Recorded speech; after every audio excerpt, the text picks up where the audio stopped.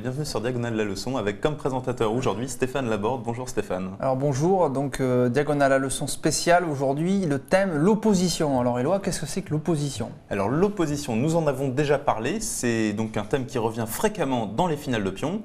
Et alors l'opposition, ça consiste à mettre son roi en face du roi ennemi pour gagner du terrain. Alors ça, donc c'est un thème qui vient dans les finales, dans les finales de pion, notamment donc où les rois sont les seules pièces actives, disons, à part les pions.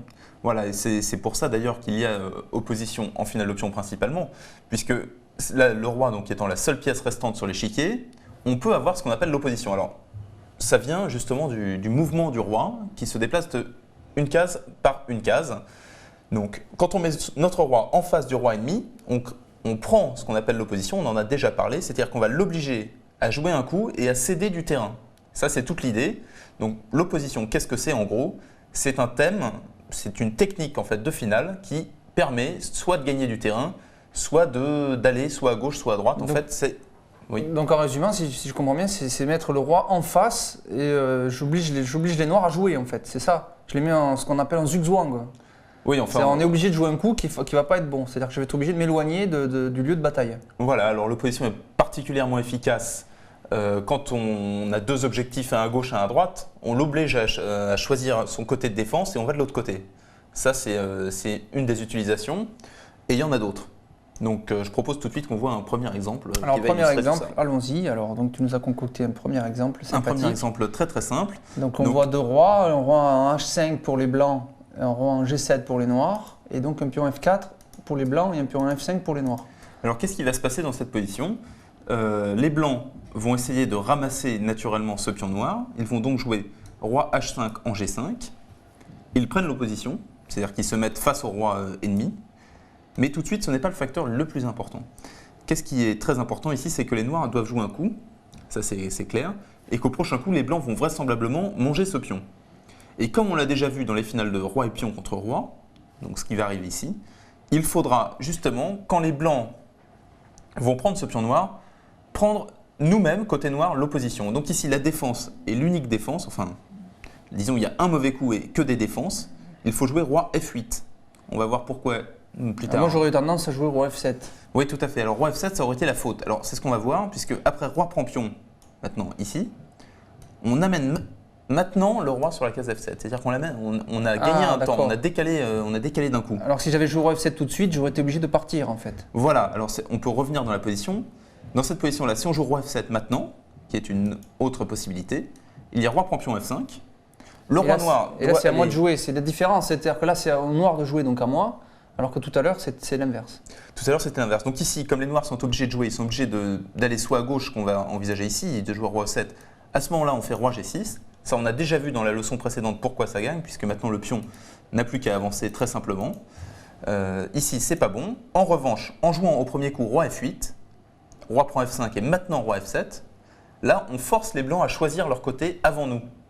C'est-à-dire qu'en fait, on est en train de gagner du temps. Et là, donc les noirs ont repris l'opposition. Mettons que les blancs choisissent de venir ici, on garde l'opposition en restant devant eux. Et là, on est dans la finale élémentaire roi et pion contre roi, où on sait faire nul si on se réfère à la leçon de la semaine précédente. Oui, je ne peux plus avancer mon roi devant le pion pour préparer le terrain. Là, je suis bloqué par le roi ennemi. Voilà, et si j'amène le pion à hauteur de mon roi, je sais que je ne peux plus gagner. Voilà, quand on met le pion à hauteur du roi, c'est-à-dire tout ça sur la même traverse, c'est très facilement nul. Il suffit de laisser le roi devant les cases où le pion devrait avancer et on va faire nul facilement.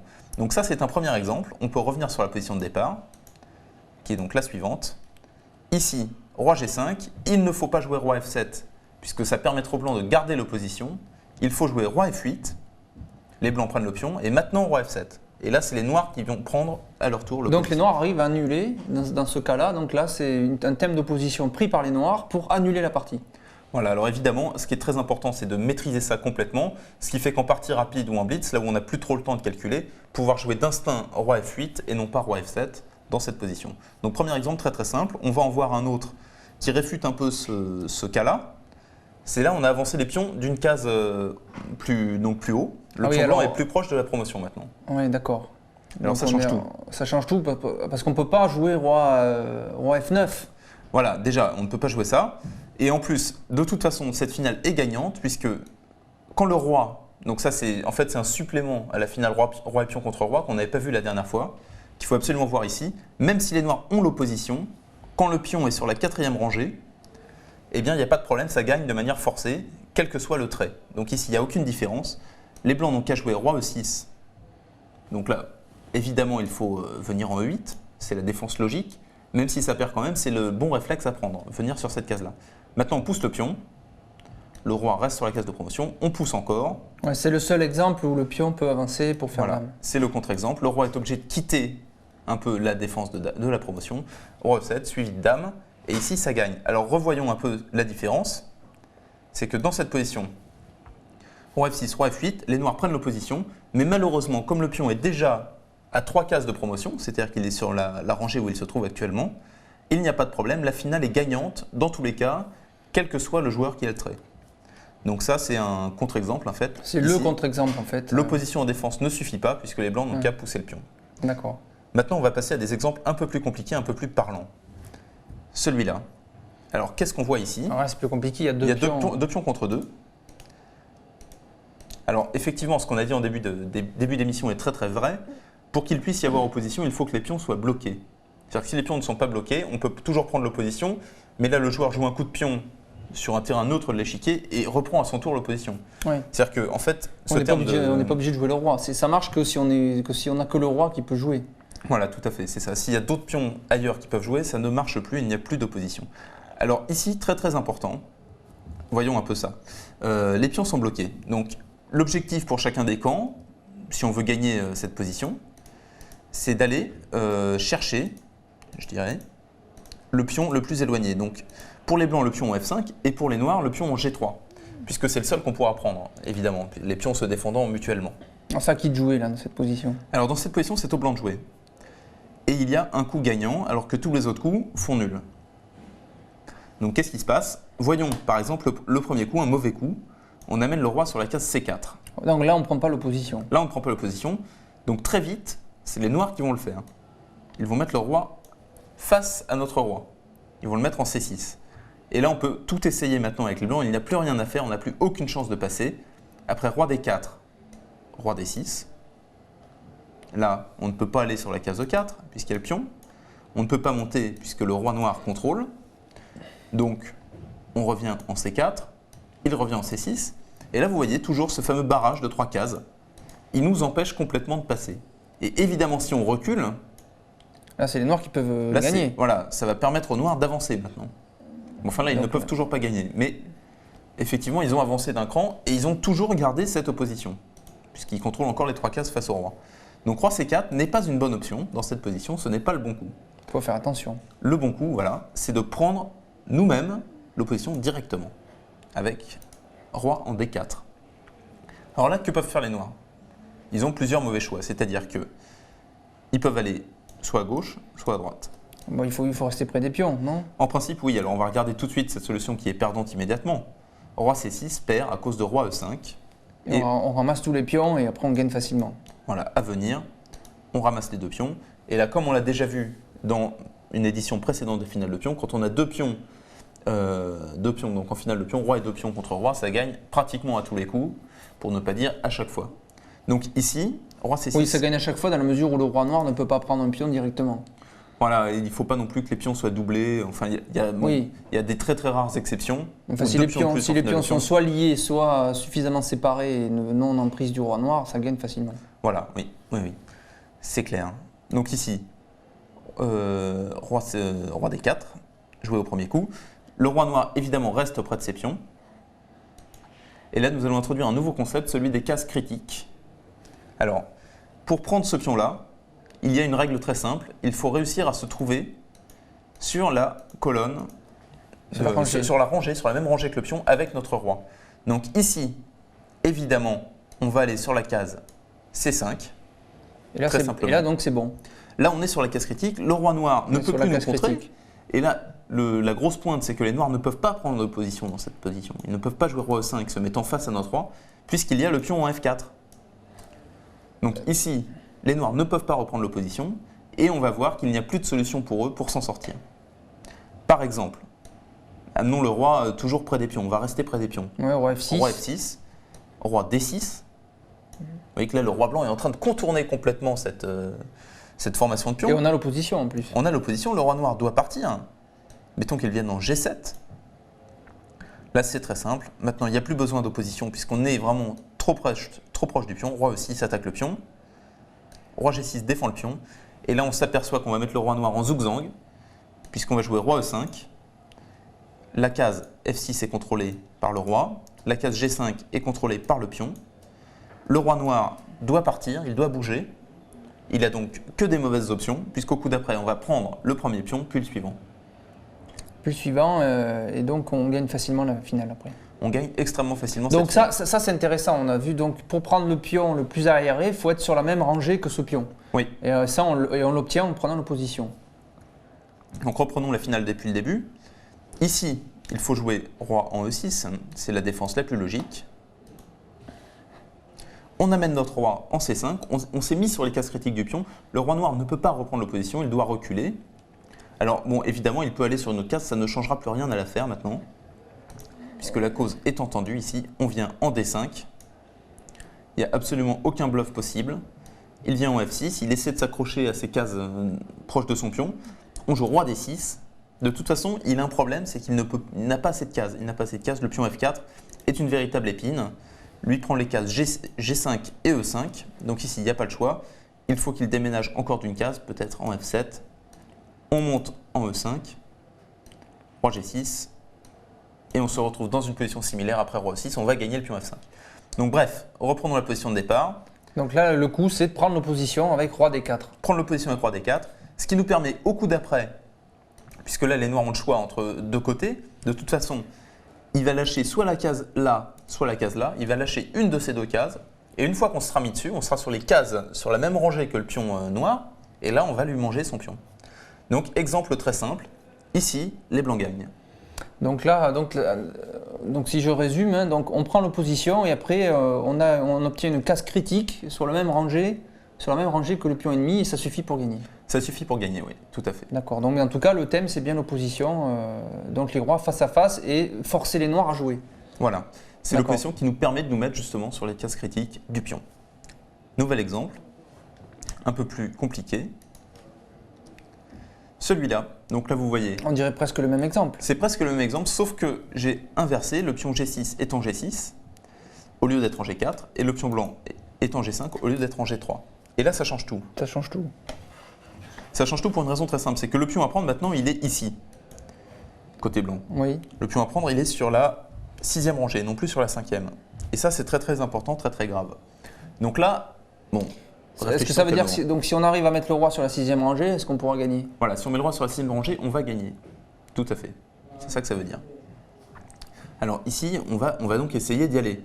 Alors première étape, évidemment, ne pas jouer roi C4, puisqu'après roi C6, les noirs prennent l'opposition, donc c'est ce qu'on a vu maintenant. Ils ne lâcheront plus cette opposition, ils n'ont plus aucune raison de la lâcher, et on ne pourra plus avancer d'une seule case. C'est-à-dire on ne pourra plus prendre une seule colonne, une seule rangée. Donc au premier coup, il faut évidemment jouer roi C3 en D4. Ça c'est l'opposition, on vient de le voir, donc ça devient automatique maintenant. C'est l'opposition toute bête. Par défaut, il faut se mettre face au roi. Par défaut, il faut se mettre face au roi. Et ici, alors voyons par exemple une défense noire qui consisterait à jouer roi en D7. Donc là, évidemment, on ne réfléchit même pas, on continue, on garde l'opposition. On se met en D5, toujours face à face, avec ces trois cases-là. Et là, on voit que immédiatement, le roi noir est obligé de nous laisser rentrer dans son camp, de nous laisser rentrer sur la 6e rangée, puisqu'il n'a plus le choix. Qu'il aille à gauche ou à droite, ça sera pareil maintenant. S'il vient ici, c'est cuit, puisqu'on joue, roi E5. On continue, roi E5, on reprend encore l'opposition, on s'approche vers les pions, il y reste, et maintenant, roi D6. Et là, on va arriver à prendre le pion. On est à peu près dans le même thème que tout à l'heure, on s'est mis sur la rangée du pion, on va aller le ramasser tout simplement, il n'y a plus de défense, c'est exactement le même thème. En fait, on s'est mis sur la rangée du pion et le roi noir ne peut pas nous bloquer, c'est important ça aussi. Oui, c'est très important. Mais il faut être donc près de notre propre pion. Oui, mais ça c'est tout à fait normal, c'est quand il y a deux pions face à face, on se met sur la rangée du pion ennemi, c'est bon. C'est bon justement parce que le pion qui est en face du pion ennemi va contrôler cette case critique qui est la case F6. Donc là, ça gagne. Roi D6, on peut continuer quelques coups. Roi G7, roi E7 ou roi E6, c'est pareil maintenant. roi H7, roi ici, en F6, et là, on s'aperçoit que le roi noir n'a plus de cases, c'est toujours pareil. Il est donc obligé de nous laisser le pion G6 en prise, et ça gagne de manière forcée. Donc ici, gain très très simple dans cette position. Roi D4, roi D7 serait une faute. Il faut aller en E6, très important. Alors pourquoi ce coup est très très important? C'est parce que les blancs ne peuvent pas venir en E4. Oui, voilà, donc on ne peut pas prendre l'opposition. Donc on ne peut pas prendre l'opposition. Alors par contre, on essaie de gagner du terrain. On va venir sur la case C5. Ouais. Là, on gagne du terrain. Le roi noir ne peut pas venir lui-même prendre l'opposition. Alors là, il y a un coup, il faut faire attention. Alors là, il faut faire attention, puisqu'effectivement, si on revient en D7, une fois de plus, les blancs prennent l'opposition avec roi D5. Et on retrouve la position de tout à l'heure. Et on retrouve la position de tout à l'heure. Donc ici, il ne faut pas se tromper avec les noirs. Il faut prendre ce qu'on appelle l'opposition en diagonale. Éloignée. L'opposition en diagonale, on peut dire ça comme ça. C'est-à-dire mettre le roi en E7. Alors, qu'est-ce qui va se passer ici? Là, il y a une case aussi du roi, mais cette fois en diagonale. Et ça, c'est aussi une opposition. C'est une opposition en diagonale. Pourquoi? Eh bien, parce que quel que soit le coup joué par les blancs, c'est-à-dire si les blancs viennent soit à gauche, soit devant, soit à droite, soit tout droit, les noirs feront l'inverse. C'est-à-dire soit à droite, soit en montant.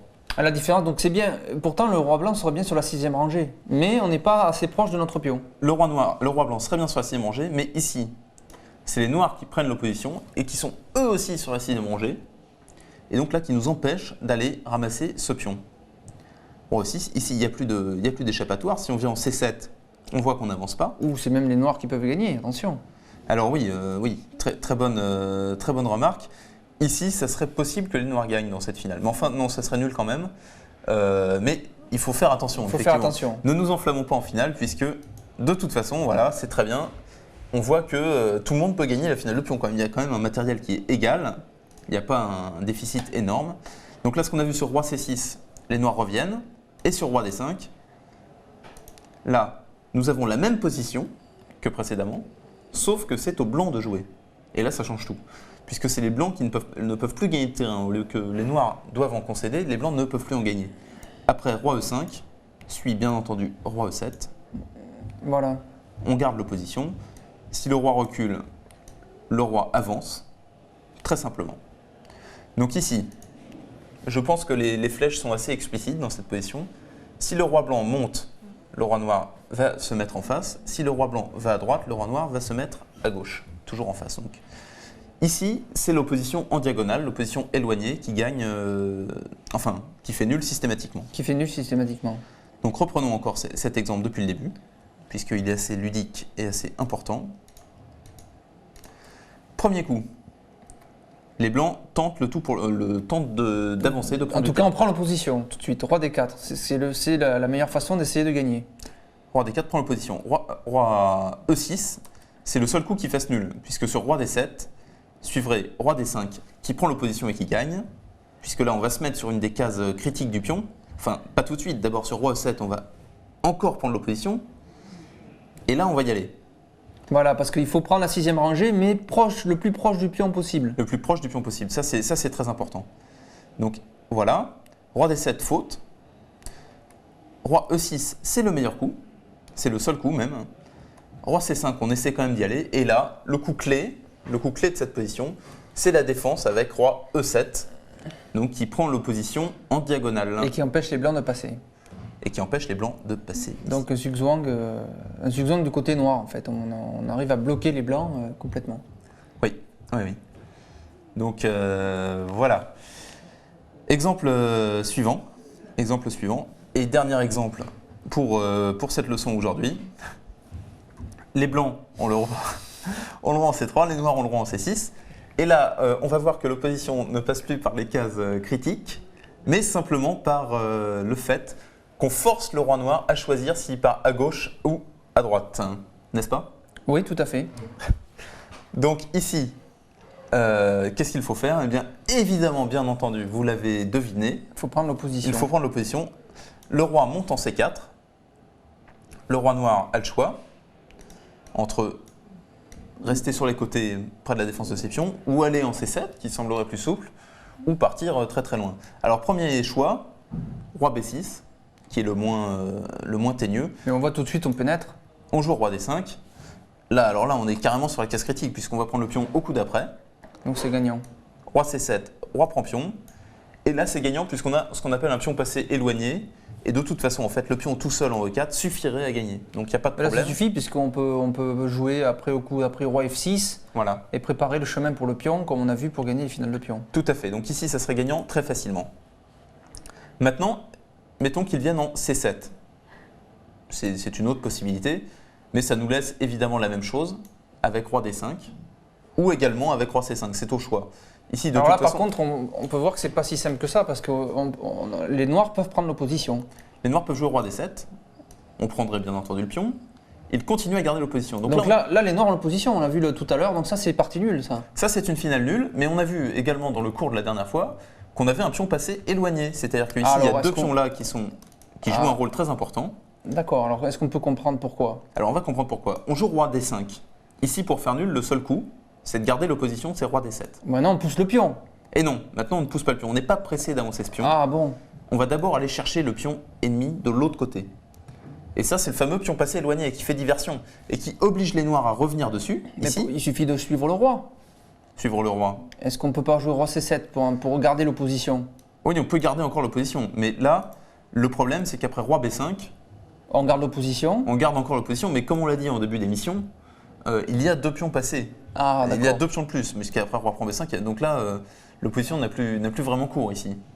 Ce n'est pas possible. C'est-à-dire qu'après, une fois qu'on aura les deux pions de plus, on va pousser un pion à droite, et puis si le roi va le chercher, on pousse le pion à gauche. Donc Voilà. il ne pourra pas garder les deux. Exactement, sur le thème du pion passé éloigné. Donc finalement, quand on a un pion passé, comme c'est le cas là, et qu'on est en opposition, et qu'il reste des pions de l'autre côté, il ne faut pas pousser son pion, mais il faut aller chercher les pions de l'autre côté. Oui, c'est-à-dire que ici, la finale est nulle si on essaie d'avancer notre pion. Si on essaie d'avancer notre pion, on le sait parce qu'on l'a vu tout à l'heure, mais il y a des pions à gauche qu'on peut aller chercher, donc ça Voilà. fait diversion. Ça fait diversion. Et donc évidemment, plus la diversion est éloignée, c'est-à-dire en gros, là le pion est très éloigné du roi noir, plus c'est bien. C'est-à-dire que si notre pion n'était pas ici, mais là, déjà la diversion serait beaucoup moins efficace, puisque le roi noir il lui suffirait d'un coup pour aller prendre le pion, alors que là où il est en ce moment, il lui faut 3 coups pour aller le chercher et 3 coups pour revenir. Donc le temps pour aller manger ce pion est très très long. Donc ici, pas de solution. On va chercher l'autre pion, on fait diversion, on a deux pions passés et ça gagne très simplement.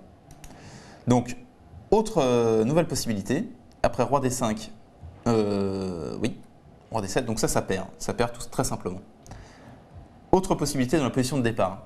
On a vu que si le roi venait en B6, ça perdait puisqu'on allait prendre le pion E5, donc le B6 c'est la case ici. On va prendre à ce moment-là le pion E5 et on fait dame de manière forcée. Alors peut-être on va essayer de le voir de l'autre côté parce que peut-être le Roi pion D6, A c'est beaucoup peut-être, plus persistant, effectivement. beaucoup plus persistant. Puisque maintenant, après roi B5, on peut jouer par exemple roi C7, Ouais. très logique. Roi prend et roi C6. Alors ici, la méthode de gain va être la même que tout à l'heure. C'est-à-dire que là, on l'a déjà dit, on va le redire, les finales de pion avec un pion sur la colonne ne gagnent pratiquement jamais. Sauf si le pion peut avancer tout seul. C'est-à-dire que ce pion-là tout seul ne gagnera pas, c'est une finale nulle, si on fait abstraction des deux pions qui sont là. Donc seule solution pour gagner, c'est la même chose qu'avant. On joue roi B4, roi B6, et là, on n'avance pas le pion, on pourrait l'avancer, mais on joue ça pour garder la diversion le plus loin possible.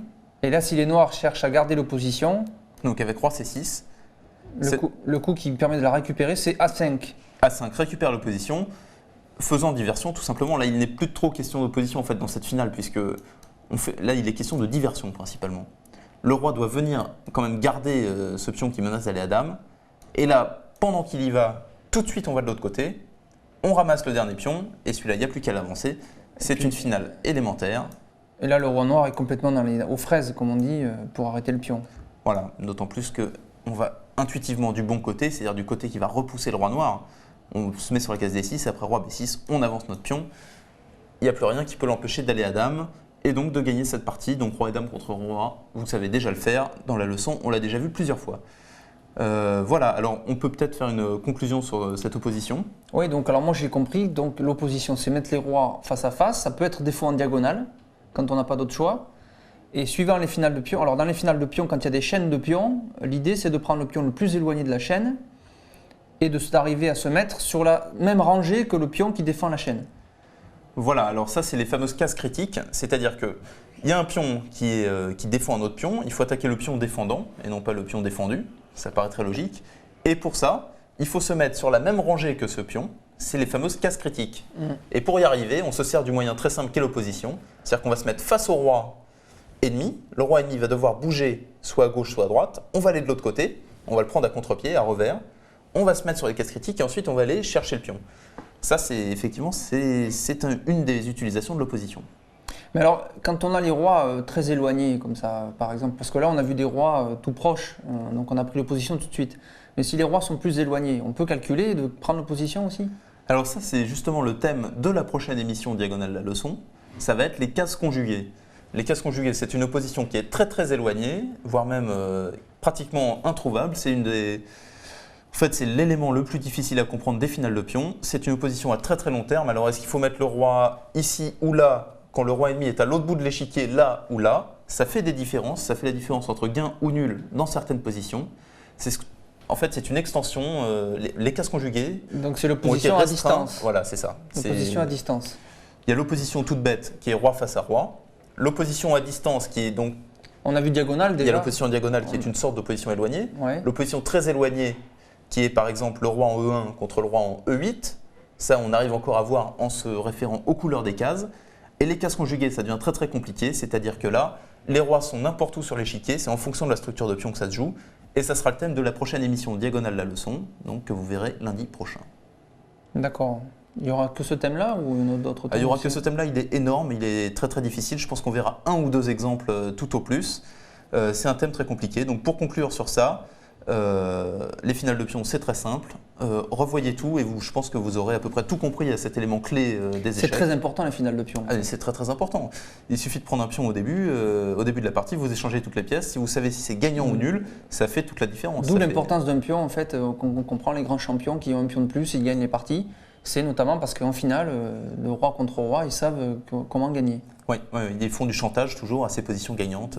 Ils font du chantage à ces positions gagnantes, c'est-à-dire que dans les positions, ils menacent d'échanger des pièces. Si on rentre dans une finale roi contre roi, si on a bien compris tous ces thèmes-là, on sait que c'est gagnant ou pas. Et donc on peut accepter l'échange ou pas. Voilà, exactement. Donc après, on fait du chantage pour obtenir d'autres positions gagnantes. Oui. D'accord, bon, mais très bien, je crois qu'on a fait le tour de l'opposition. Donc voilà pour cette fait combien d'émissions? Ça doit en faire une dizaine déjà. Une dizaine. Donc voilà, on se donne rendez-vous la semaine prochaine avec Bertrand Guyard? Oui, tout à fait. Lundi prochain, donc pour une nouvelle la leçon sur les cases conjuguées. Sur les cases conjuguées à la semaine prochaine.